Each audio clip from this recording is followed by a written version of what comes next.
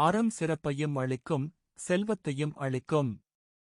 ஆகையால் உயிர்க்கு அத்தகைய அறத்தைவிட நன்மையானது வேறு எதுவுமில்லை. ஒருவருடைய வாழ்க்கைக்கு அறம் செய்வதைவிட நன்மையும் இல்லை, அதைச் செய்ய மறப்பதைவிட கெடுதியும் இல்லை. இடைவிடாமல் இயன்ற மட்டும் எல்லா இடங்களிலும் அறச்செயலைச் செய்க. ஒருவன் தன்மனதில் குற்றம் இல்லாதவானாக இருக்க வேண்டும். அதுதான் அறம். மனத்தூய்மை இல்லாத மற்றவை ஆரவாரத்தன்மை உடையவை. மனம் தூய்மையாக இருப்பதே அறம், மற்றவை ஆரவாரத்தைத் தவிர வேறொன்றுமில்லை.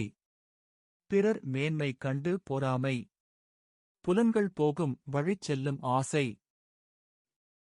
இவை தடைப்படும் போது வரும் கோபம். கோபத்தில் பிறக்கும் தீய சொல் எனும் இந்நான்கையும் விலக்கித் தொடர்ந்து செய்யப்படுவது அறம். இளைஞராக உள்ளவர் பிறகு பிற்காலத்தில் பார்த்துக் கொள்ளலாம் என்று எண்ணாமல் அறம் செய்ய வேண்டும். அதுவே உடல் அழியும் காலத்தில் அழியாத் துணையாகும். அறத்தைச் செய்வதால் வரும் பயன் இது என்று நூல்களைக் கொண்டு மெய்ப்பிக்க வேண்டியது இல்லை. பல்லக்கைத் தூக்கிச் செல்பவனையும் அதில் பயணிப்பவனையும் கண்ட அளவில் பயனை அறியலாம்.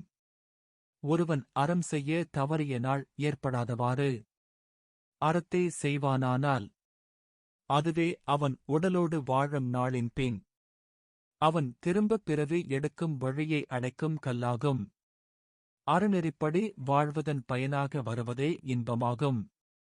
பிற வழிகளில் வருவன துன்பமே அன்றி இன்பமில்லை. ஒருவன் செய்யத் தக்கது அறமே, விட்டுவிடத் தக்கவை தீய செயல்களே.